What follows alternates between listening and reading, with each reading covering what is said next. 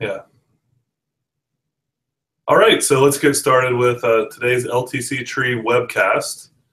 My name is Drew Nichols. I'm here with Derek Wilkins, and today we're going to talk about, I was going to ask Derek a little bit about some of the shared long-term care insurance policies. So, Derek, how are you doing this morning?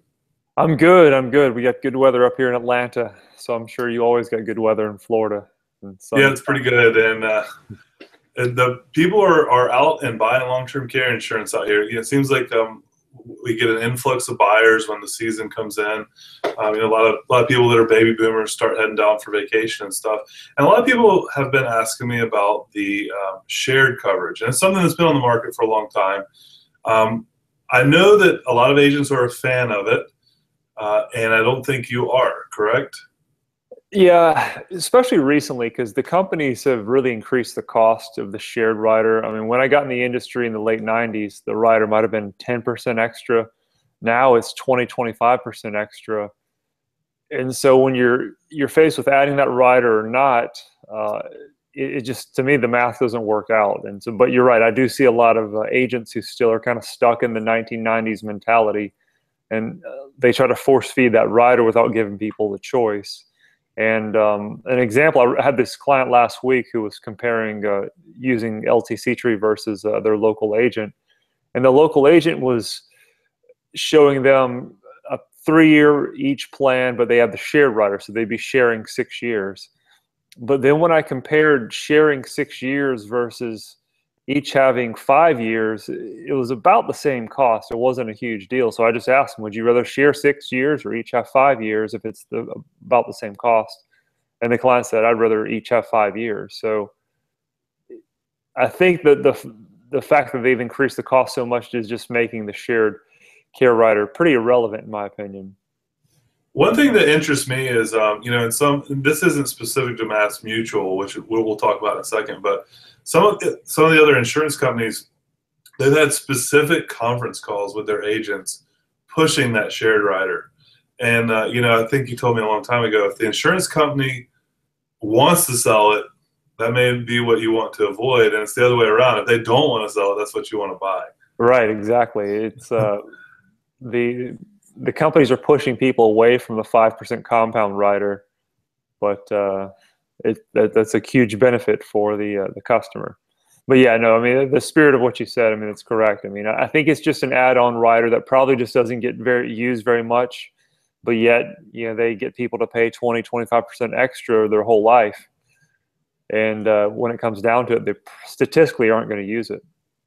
So a real world example that I ran for a client last week was a guy down here in Florida looking at MassMutual, which was very competitive relative to the other companies.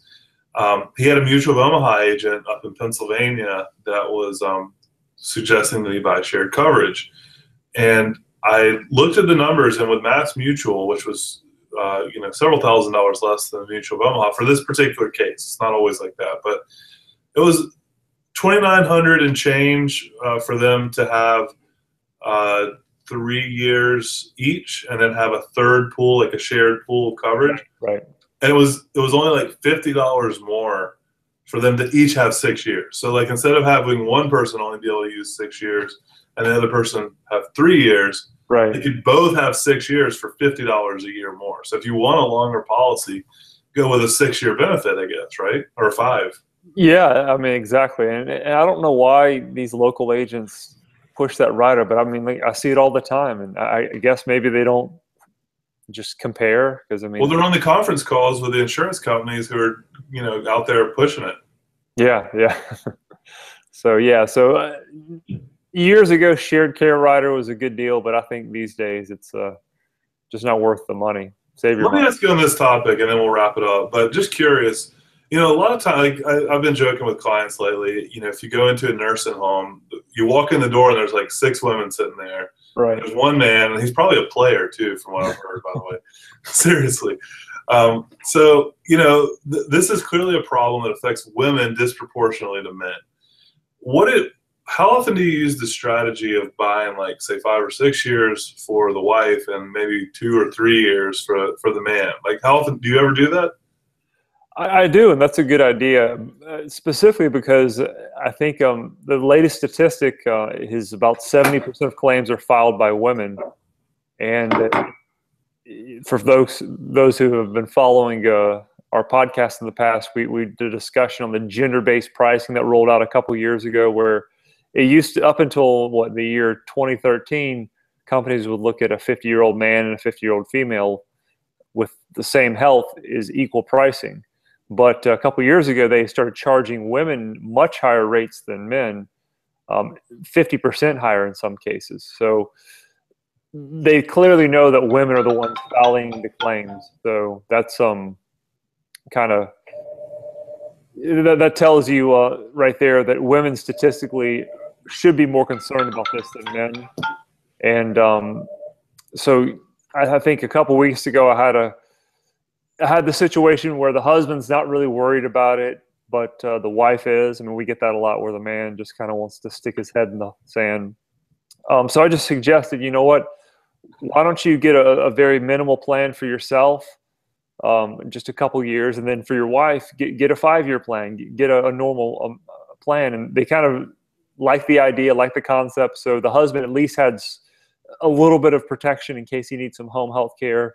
But the wife, especially if she outlived the husband, he knew that she would be taken care of. So yeah, in short, yeah, we do that quite a bit up here. Yeah, and with the way the rates have kind of shaken out and the product models that have come out the past couple of years, it's probably a lot cheaper to do a couple of years for him, 5 or 6 years for her, than it is to just do a 3-year shared. Yeah, I think it is. Yeah, so, but yeah, I mean, I guess to wrap it up, I mean, the shared care plan, I mean, maybe I'll do 2 or 3 a year out of hundreds. So I mean, it's a very 1% of the policies we sell might have that rider, and then that's just if the people just insist on it. Okay, well, that gives people a little food for thought. I guess it's such a specific thing. It's based on state, age, health. If you really are weighing this option and you want to give it due diligence, I would suggest that they let us run the numbers for them and just send them some spreadsheets. Yeah. So if you're watching this and you want to learn more about shared plans or just regular long-term care in general, just give us a call, fill out the form on the site. We'd be happy to mail it to you.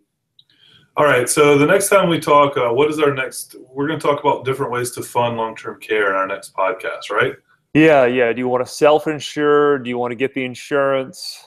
Do you want to maybe try to manipulate the system and use Medicaid? So that'll be a fun topic to talk about. We'll do that another day. All right, see you later. All right, bye.